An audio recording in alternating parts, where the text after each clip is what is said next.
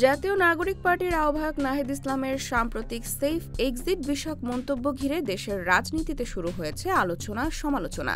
তবে ইতোমধ্যে বেশ কয়েকজন উপদেষ্টা প্রকাশ্যে তাদের অবস্থান স্পষ্ট করে জানিয়েছেন, সেফ এক্সিট নয়, বাকি জীবন বাংলাদেশেই কাটাবেন।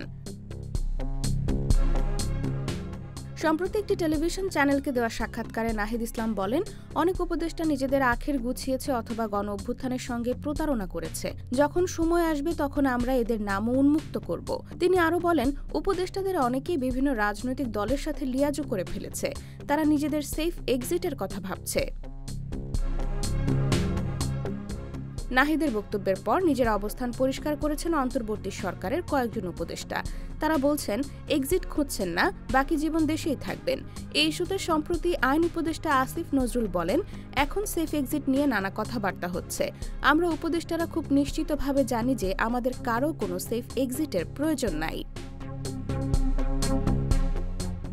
গত বুধবার সচিবালয়ে পরিবেশ উপদেষ্টা সৈয়দা রিজওয়ানা হাসান বলেন, আমি একদম কোনো এক্সিট খুঁজছি না, দেশেই ছিলাম। এর আগেও বহু ঝড়ঝঞ্ঝা এসেছে, ওই সব ঝড়ঝঞ্ঝা প্রতিহত করে দেশে থেকেছি। গত বৃহস্পতিবার এক ফেসবুক পোস্টে সড়ক পরিবহন ও সেতু মন্ত্রণালয়ের উপদেষ্টা ফজল কবির খান বলেন, শিক্ষকতার সূত্রে ইতিপূর্বে যুক্তরাষ্ট্র ও সিঙ্গাপুরের স্থায়ী বাসিন্দা হওয়ার নিশ্চিত সুযোগ গ্রহণ করিনি। আজ ৭২+ বছর বয়সে আমাকে যদি সেফ এক্সিটের কথা ভাবতে হয়, তা হবে গভীর দুঃখের বিষয়। গত শনিবার ধর্ম উপদেষ্টা আফম খালিদ হোসেন বলেন, নির্বাচিত সরকারের কাছে দায়িত্ব হস্তান্তর করে আমরা চলে যাব। সেফ এক্সিট বলতে আমি কিছু বুঝি না। আমি এই দেশের মানুষ, এই দেশ আমার, এখানেই আমি থাকব। সর্বশেষ রোববার সচিবালয়ে স্বরাষ্ট্র উপদেষ্টা লেফটেন্যান্ট জেনারেল অবসরপ্রাপ্ত মোহাম্মদ জাহাঙ্গীর আলম চৌধুরী বলেন, আমার ছেলে মেয়ে সবাই দেশে, আমি একা বিদেশে গিয়ে কি করব।